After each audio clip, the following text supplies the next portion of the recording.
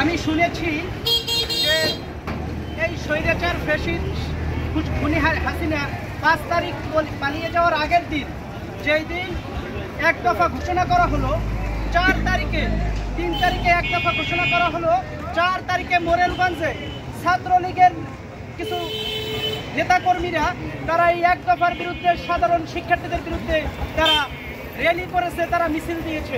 আমি আজকে এই শহীদদের স্মরণে 1 মাস পূর্ণ হওয়ায় শহীদদের স্মরণে আজকে আমি এই স্ট্যান্ডে বসে বলতে চাই, মোরেলগঞ্জে ছাত্রলীগের উপরে 0 টলারেন্স ঘোষণা করা হলো।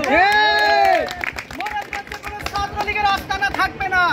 আমি এখানে কোনো দল থেকে বলতে আসি নাই, আমি কোনো রাজনৈতিক দলের সাথে যুক্ত নয়।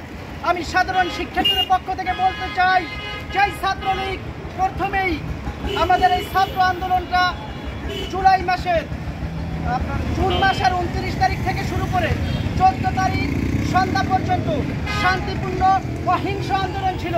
আমি আমার ক্যাম্পাস চট্টগ্রাম বিশ্ববিদ্যালয়ে ছিলাম, যখনই ফ্যাসিস্ট খুনি হাসিনা বলল আমি কি রাজাকারের বাচ্চাদেরকে আমি সব কিছু দিব, আমি মুক্তিযোদ্ধার নাতিপুতিদেরকে দিব না, রাজাকারের বাচ্চাদেরকে দিব, এই কথা যখন ফ্যাসিস্ট খুনি হাসিনা বলল, তখন বাংলাদেশের সাধারণ শিক্ষার্থীরা সকলে এর প্রতিবাদে সবাই রাস্তাঘাটে সকল যার যার স্থান থেকে প্রতিবাদ জানালো।